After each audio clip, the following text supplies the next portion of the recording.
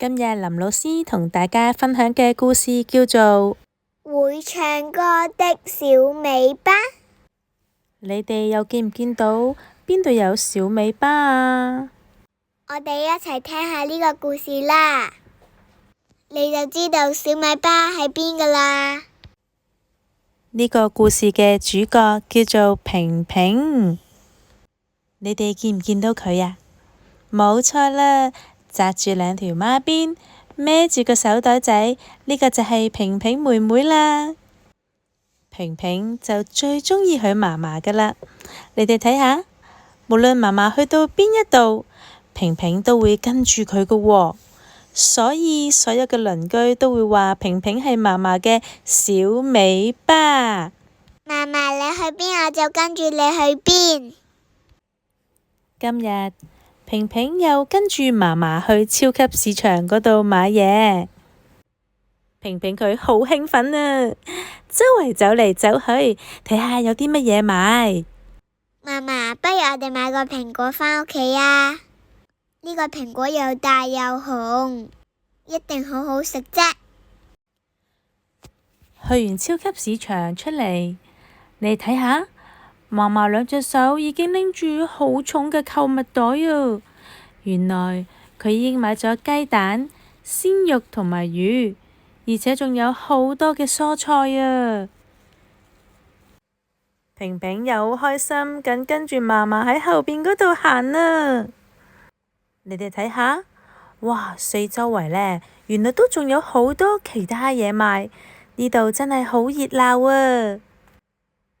嫲嫲佢拎住好多嘢，佢就同平平講啦：平平，你做咩成日跟住嫲嫲，但係又唔幫嫲嫲攞嘢㗎？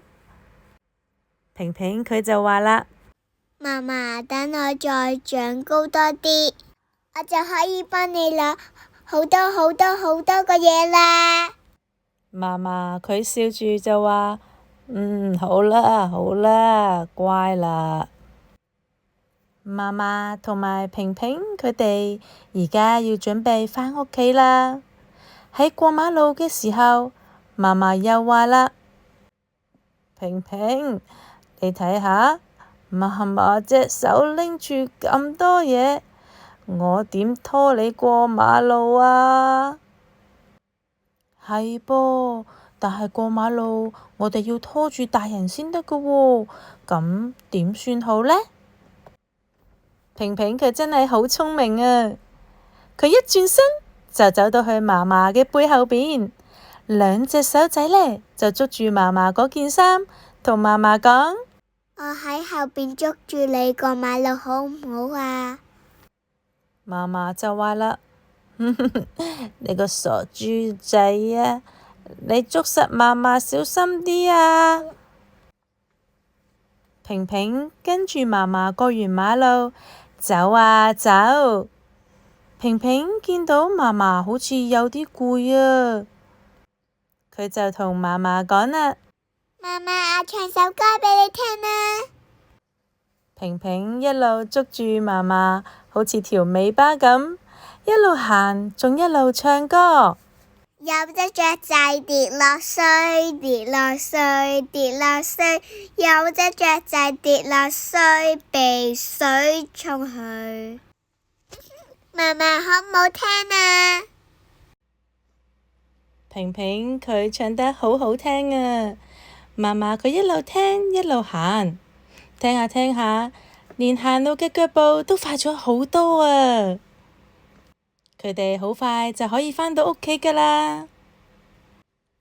喺佢哋返屋企嘅路上，遇到一個賣嘢嘅婆婆，佢同嫲嫲打招呼啊，仲同嫲嫲講：嫲嫲你真係好幸福啊！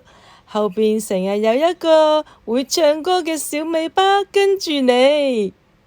啦啦啦啦啦啦啦啦啦啦啦啦。嫲嫲佢一路笑一路搖搖頭話：冇辦法啦，佢係好鍾意跟住我㗎。係嘅，嫲嫲，我真係好鍾意你㗎。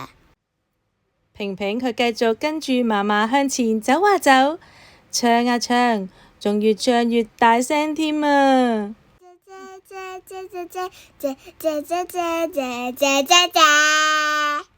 哇！平平同埋媽媽終於返到屋企嘅樓下啦，原來佢哋係住喺呢一度㗎。小朋友，你哋終於知道究竟邊一個係小尾巴啦，而且仲會識得唱歌㗎。呢個故事好唔好聽啊？